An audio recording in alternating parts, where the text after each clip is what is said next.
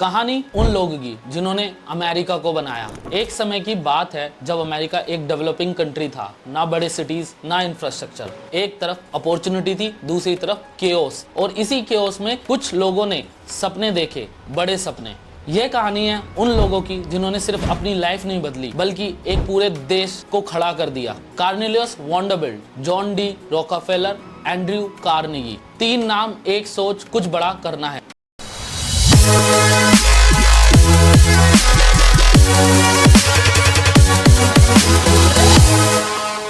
नमस्ते दोस्तों, welcome to the inspiring loop, जहां हम बात करते हैं बुक्स, आइडियाज़ और स्टोरीज जो हमें ज़िंदगी में आगे बढ़ने के वैल्यूएबल लेसन देती है। और आज हम बात करने वाले हैं एक ऐसी डॉक्यूमेंट्री की जो दिखाती है कैसे अमेरिका एक डेवलपिंग से डेवलप्ड कंट्री बना, और उन लोगों की कहानी जिन्होंने इस बदलाव की नींव रखी। चैप्टर 1, कार्नेलियस वैंडरबिल्ट, एक रियल किंग। कार्नेलियस एक छोटा फेरी चलाने वाला आदमी था। जिंदगी बोट्स के आसपास घूमती थी, लेकिन कार्नेलियस की आंखों में एक विजन था, एक कनेक्टेड अमेरिका। जब सब समुद्र में फ्यूचर देख रहे थे, कार्नेलियस ने जमीन पर नजर डाली। उसने अपना पूरा शिपिंग बिजनेस बेच दिया और इन्वेस्ट किया रेल रोड्स में। लोग हंस रहे थे, ये पागल हो गया है, पर कार्नेलियस के लिए सिर्फ एक बिजनेस नहीं था, यह था एक देश को जोड़ने का मिशन।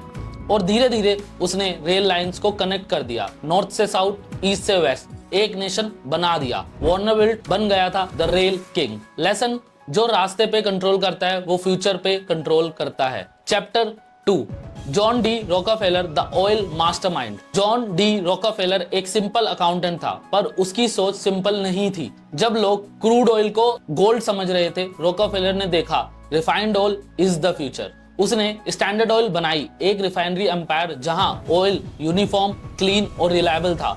उसने सिर्फ ऑयल नहीं बेचा, उसने सिस्टम बेचा, एक ऐसा सिस्टम जो अमेरिका की ब्लड लाइन बन गया। लोग कहते थे वो रूथलेस है, मोनोपोली बना रहा है, पर रॉकफेलर ने एक बात समझी थी, अगर तुम केओस को सिस्टम में नहीं बदलोगे तो तुम उस केओस का हिस्सा बन जाओगे। उसने केओस को कंट्रोल किया और बन गया अमेरिका का सबसे पावरफुल बिजनेसमैन। लेसन, सिस्टम बनाओ, स्केल करो, सब तुम्हारा हो जाएगा। चैप्टर 3, एंड्रयू कार्नेगी, स्टील से सपना। एंड्रयू कार्नेगी एक माइग्रेंट लड़का था, काम करता था कॉटन फैक्ट्री में, पर बुक्स पढ़कर, आइडिया सोचकर वो बड़ा बनना चाहता था। उसने देखा अगर अमेरिका को स्ट्रॉन्ग बनाना है तो स्टील चाहिए। उसने कार्नेगी स्टील बनाया, कॉस्ट कम की, क्वालिटी हाई रखी, ब्रिजेस बनाए, स्काई स्क्रैपर्स, रेल रोड्स, सब कार्नेगी स्टील से बनने लगा। वो बन गया द इंडस्ट्रियल जायंट। लेकिन एंड में उसने अपना ऑलमोस्ट सारा पैसा दान कर दिया। किसके लिए? Libraries, college and public institutions के लिए। अमेरिका की सोसाइटी के फाउंडेशंस बनाए।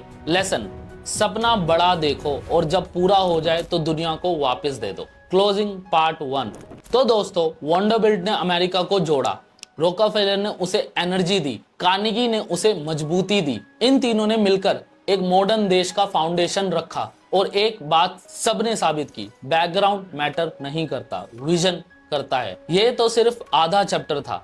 अगली वीडियो में मिलेंगे जेपी मॉर्गन और हेनरी फोर्ड से, जिन्होंने पैसा और मशीन से दुनिया का रुख ही बदल दिया। तो अगर ये वीडियो आपको पसंद आया तो लाइक करें, शेयर करें और सब्सक्राइब करें द इंस्पायरिंग लूप को। एंड कमेंट में हमें बताएं आपको सबसे ज्यादा इंस्पिरेशन किसकी कहानी से मिली। मिलते हैं पार्ट 2 में और इंस्पायरिंग कहानी के साथ। Thank you.